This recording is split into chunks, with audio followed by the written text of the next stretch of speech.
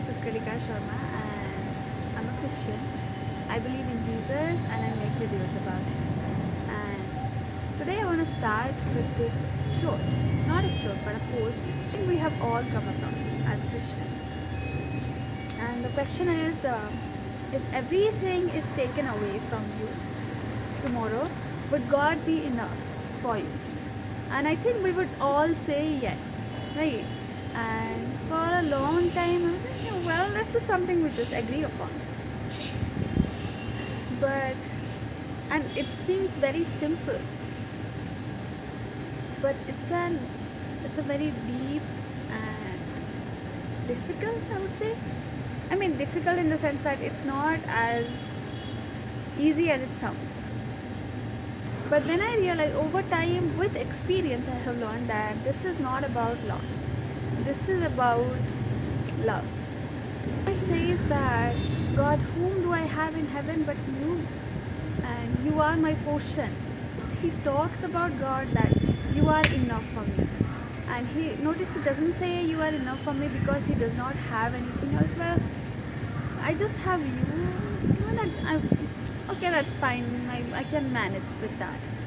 No, it says that, God, you are my portion and not something you just manage with. It's something you choose. It's a choice. You are my heart's desire. You are exactly what I want. So you are enough.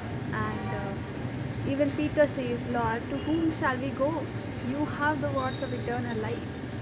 And he does not say what should we go for or what should we go to. He says whom should we go to, and we should go to him.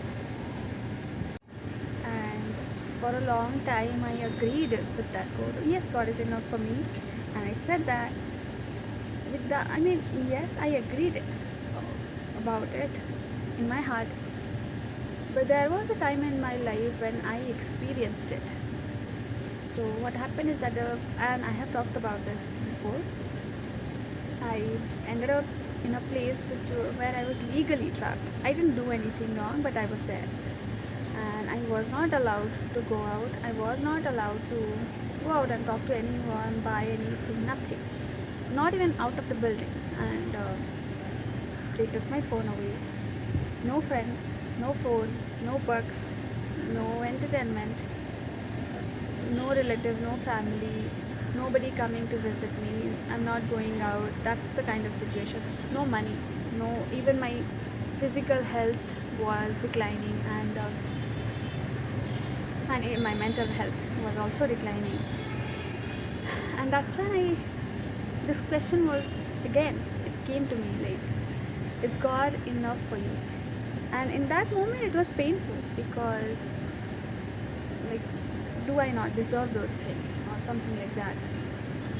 But then I'm like, I was so locked in that my friends thought I died. I did say yes, that yes, you are enough for me. But I mean, instead of saying openly yes, I just said that I want to see. And God met me there as not as a concept or something I had to do, that you should be enough for me. No, he was enough for me. He showed me. This is something that I received, not that I did a favor toward God, rather he did a favor toward me. And this was a time, of course it was a time for me when my faith was tested, but it was also a time for me when to experience how enough he is. And I remember there was one point when there would be a usual place, and I would go to that place often, and I would just sit and read the Bible and pray and just talk to God. And that very day I never thought that it would go that way. No job also. That I never thought it would go that way, and like it just happened so quickly that I was kind of in denial. And then that evening I sat down and I'm like, this is my reality.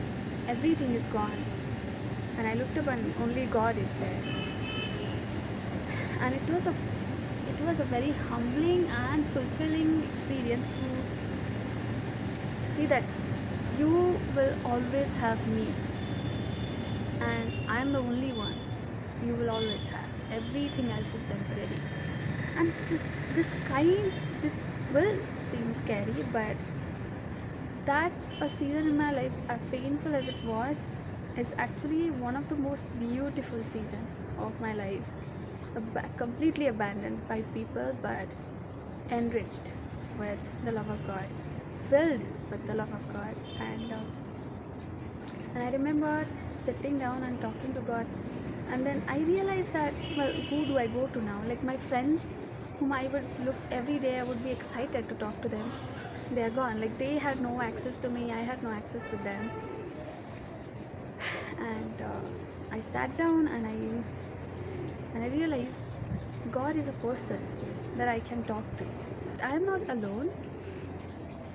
So I ended up like talking to God on a regular basis. And one day I was sitting down and I was telling God that, God, all I have, and people talk about marriage and everything, and I have thought about it too. And I said that, God, all I want in life is just someone to sit down and talk to. And that's all I have wanted from marriage, a friendship, a companion for life, someone I can share something, just ideas, talking about things, someone I can laugh with, who will be there for me when I am in pain, when I am happy. And I have longed for this person. And just another thing is that I have been questioned a lot by people. So I hope that that person would stand up for me and defend me, you know. So this is what I look for in marriage. Then I realized that someone is God. He is the one who's going to be there every time. And I don't just need to talk about, I mean, I can, but I can talk about normal things to him. Things like food, birds, normal things, right? I can laugh with him. I can, and there would be days when I would be crying, and I have experienced God crying with me, which was like, I know it was about crying, but it was a beautiful experience. And I have told even my friends that you should experience God crying with you. So the evenings were really beautiful. Like every evening, and I go to that place, and I would sit there and I would pray, and I would talk to God about everything. And then, so as I was trapped in that place,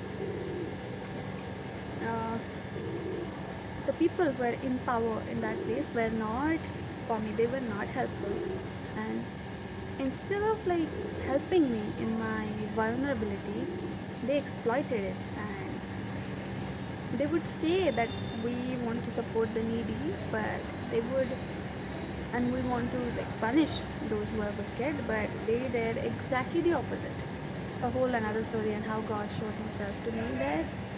But even when every authority around me was doing wrong, because they are there, right, to define what is wrong and what is right, but God said that, do I do that? No.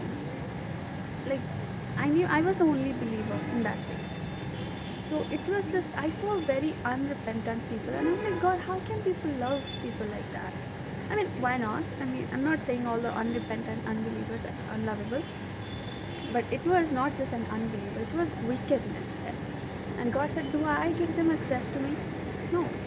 So even if everyone around me was,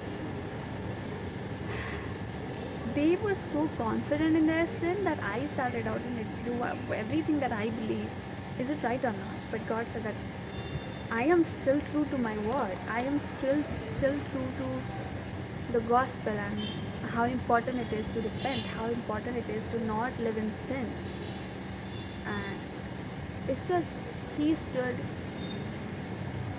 as the truth and for the truth, and that made my belief stronger.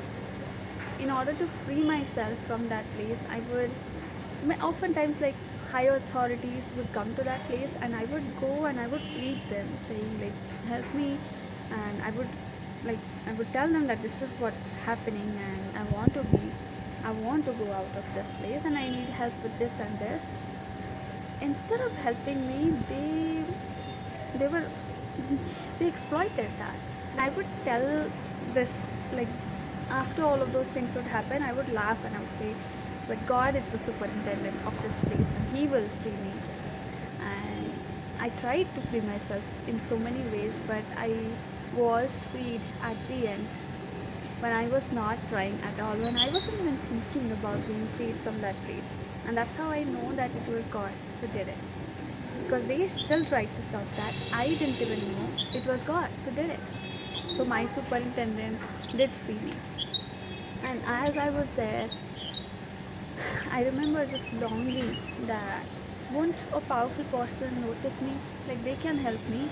And won't any powerful person just come to this place and they would be passing by and I would cry out for help and they would stop everything and come and listen to me, what I have to say, where do I need help. Now I didn't find that in humans, but during those very days I opened the Bible and I see Jesus, and he was passing by and there were these two blind men and they were calling out for help, and everyone was like, keep quiet, don't yell and scream. Jesus stopped the whole crowd and he came and he met them and he said, how can I help you? And then he did help them. So it God is the real authority that my soul longs for. The qualities that I admire, that I look for, that I need is all in Jesus. It's Him. And He did do that. He did stop and He did free me and He did give me the help that I needed. It's a place that I would not ever want to go back to, but I started with, well, I don't have anything else, but I have God, let's see. Because I didn't just survive with God. I was thriving, I would say, and as that was one of the most beautiful seasons of my life, where I had nothing, but I had everything. I did not just experience like, okay, today I am okay. I wasn't just okay. I was happy, like I was so happy. There were days I would jump and dance. I was that happy, and I was so dissatisfied because of the way it started, but I experienced powerful contentment. Like not only like, okay, God, you are enough. I experienced real abundance. He is more than enough. He is like, if I were a glass, He is like a fountain, and I didn't just experience enough life, I experienced abundant life. I had more than what I needed. There were times I didn't even have the basic things I needed, but I had such peace, I had such joy, I had such comfort and contentment, and I had such a company. I had such a great company, right? I found the company for my life, the one I can walk with even through fire. Is that what it says in the Bible? You have led me. I would not wish the pain that I had to others, but it's really my heart's desire that we should all get to experience, and yes, of course, it's honoring to God when we live according to the fact and have the belief that He is enough. Yes, but it's just, we need that. Like, we need to experience how enough He is. And it's not like I was just this perfectly faithful, like, content girl there. I mean, yes, I had contentment, but I doubted God.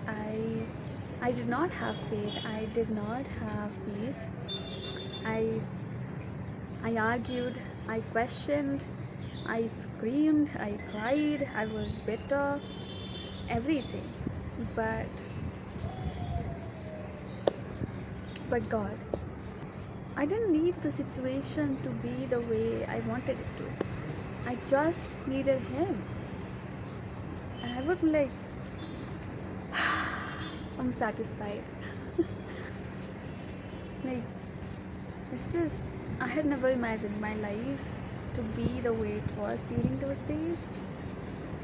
Like, having nothing, I had nothing, but I was like, it's like having this great meal, and more than that. I was satisfied. Such a blessing. It's a complete treasure. Thank you for watching and keep watching to know more about Jesus.